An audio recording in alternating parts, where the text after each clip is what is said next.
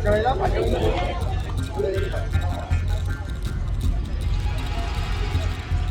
વસાવા કેસમાં આજે એક મોટો નિર્ણય લેવાયો છે। ચૈતર વસાવા સાથે બીજા 8 જેટલા આરોપીઓ હતા અને બધાને 7 વર્ષની સજા થઈ હતી। સૌથી વધારે ચૈતર વસાવા સિવાય કોઈની ચર્ચા થઈ હોય તો એ 15 દિવસની બાળકીની ચર્ચા થઈ હતી। શકુંતાબેન ઉર્ફ શકુંતલાબેન જે છે એ ચૈતર વસાવાના બેન છે અને એ ભાણી છે એમની જે 15 દિવસની હતી એમને પણ જેલ થઈ છે। એ કેસમાં એ બધા જ લોકો એક ઘરમાં હતા અને એટલે જ બધાને એક સરખી સજા આપવામાં આવી છે। 7 વર્ષની એ સજા હતી। એના પછી હવે કોર્ટે માનવીય અભિગમ દેખાડી અને એ જે 15 દિવસની બાળકી જે છે એ અને એના જે માતા છે એ બંનેને જેલ મુક્ત કરવાની વાત કરી છે।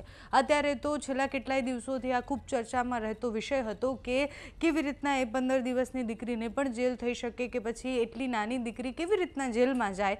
તો અમે જ્યારે એડવોકેટ મેહુલ બોગરા સાથે વાત કરી ત્યારે એમણે સ્પષ્ટ એવું કહ્યું હતું કે બાળક જો 6 વર્ષનું છે અને એની માતાને જેલ થાય છે તો 6 વર્ષ સુધી એને એની માતાની જરૂર પડતી હોય છે એટલે બાળકે પણ એની માતા સાથે જેલમાં જવું પડતું હોય છે અને એટલે જ શકુંતાબેન જે છે એમનું બાળક જે 15 દિવસનું હતું એ પણ જેલમાં ગયું અને અત્યારે એ સતત રડ્યા કરતું હતું કે પછી એને ઘણી બધી તકલીફો ત્યાં જેલમાં થતી હતી। એ વાત અમે ગઈકાલે જ્યારે વર્ષા વસાવા સાથે કરી ત્યારે એમણે પણ કહ્યું હતું। એ બાળકી માટે બધા જ ભેગા થયા હતા। આજે જે આંદોલન હતું એ આંદોલનની શરૂઆત ત્યાંથી થવાની હતી કે આજે જેટલા પણ લોકો ભેગા થયા હતા એ બધા એક જ વાત કરવાના હતા કે એ 15 દિવસની બાળકીને ન્યાય મળવો જોઈએ।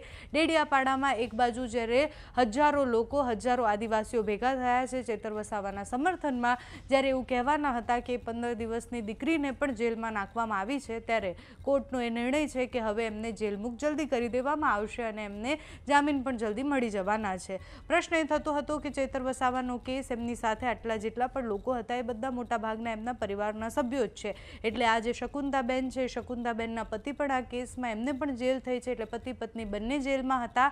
એ 15 દિવસનું બાળક પણ જેલમાં હતું અને હવે આજે એ નિર્ણય લેવામાં આવ્યો છે કે જલ્દી જે જેલ મુક્ત થવાના છે।